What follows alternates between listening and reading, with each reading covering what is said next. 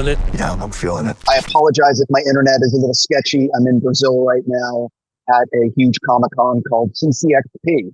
Brasil, boa tarde, irmão. Tudo bem? All I can do is obrigado. I was just going to say that I'm here at a Comic-Con. Everyone here collects something. For both of you, is there anything that you collect or used to collect? Yes. X-Men, Avengers, Ghost Rider, Aquaman. Aquaman was big. Silver Surfer. You're talking about comics, right? Comics. Oh, yeah. What are you asking? What was the question? No, what you collect or used to collect. Yeah, Silver Surfer. Yeah.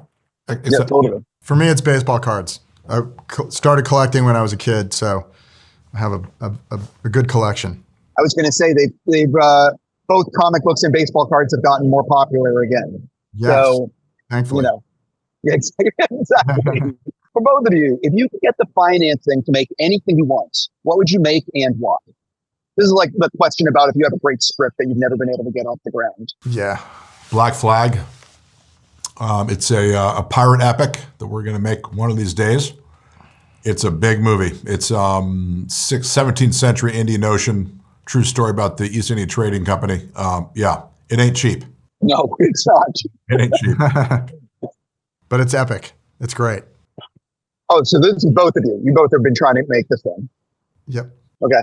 Moving into why I get to talk to you guys. When did you know after the first film, did you know when you were making the first film that we could actually do a sequel to this? This is something, or was it after it did pretty good at the box office and it came out? You know what I mean? It was by design. By design from the very beginning. So in researching Den 1, we came across so much material of all kinds of different heists and met so many people, and both on the gangster, thief side and on the law enforcement side, amazing characters that we knew we had material for, seasons worth of a show. So it's almost like all the, as we progress in this franchise, it's like another kind of, mini season. We just have too much great material to stop now. So it's always been by design. We'll continue on.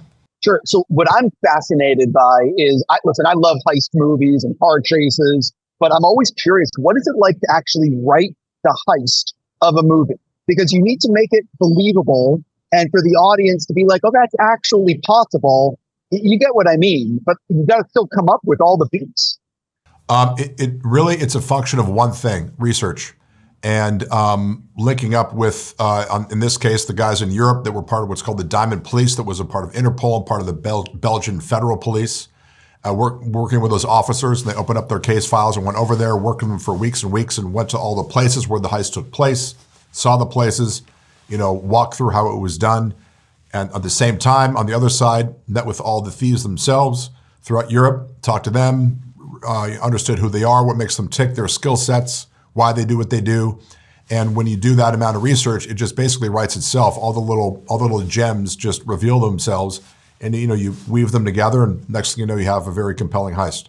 If you don't mind, I have to do a follow-up. How hard is it to do interviews with people that have pulled off heists? Is it one of these things where they're welcome, they want to talk, or are you having to convince them? That's a very good question. I'll answer that as specific as I can, because I've done it quite a bit with people from all different walks of life. If it's illicit what they did, they're very closed off at first. They're very guarded. But that's why the important thing for me is to never be a tourist in the world, not be a guy like, hey, I'm a writer from Hollywood, and let's go meet at Starbucks and tell me your story in an hour. It doesn't work that way. You have to really develop a relationship with them. And I've been fortunate enough to become friends with a lot of these guys. They're buddies of mine now. And you have to spend a lot of time, and then eventually they trust you. And then when they trust you, then it really starts coming out. And that's where all the sexy details is you get. Before that, you just get kind of cursory stuff that you've seen in other movies. And we don't want to do that. We're not doing that with the Den franchise. We're going much, much deeper, much more holistic and real, and really getting down to the real reality of it all. I am so curious for both of you. What is something in the movie, and this might be a reach, but is there something in the movie that people are going to think that's not real, but actually it really happened? Probably the few things, yeah. Yeah, I mean, I think there are aspects of the heist that people will say, oh, that's impossible, or they wouldn't have done it that way, or that wouldn't have happened. And 100% of it, it's a compilation of actual heists that have happened, but 100% of those are real.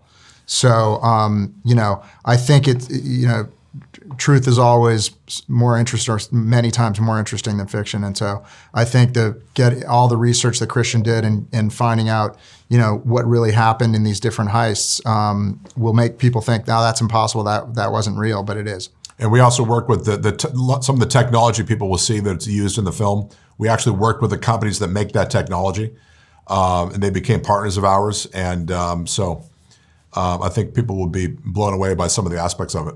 I'm fascinated by the editing process because it's obviously where it all comes together.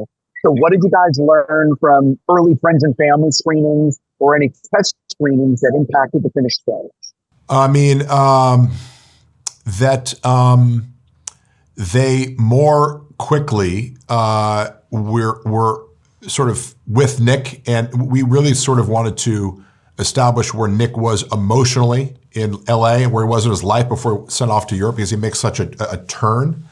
And we felt that we needed to really establish him so it's believable why he goes to, the other side. But when we realized through the early screenings and through the, the beginning of the edit that we needed less of what we thought we needed on the page on the script, that we kind of like, okay, we can accelerate, we can be a little more propulsive on our journey to Europe. I would say the other thing is that they love the chemistry between Big Nick and Donnie, O'Shea, and Gerard Butler. So that was a huge standout from the first test screening. Yeah, they're what we call pretty good together. Yeah, there. I'll go like that. Did you guys end up with a lot, like in the first movie and in this movie, did you end up with a lot of deleted scenes? Or is it one of these things where not much? No, there are quite a few. And one of them will be coming out pretty soon. On the 19th, actually. On the 19th as a sort of a little special for people to see.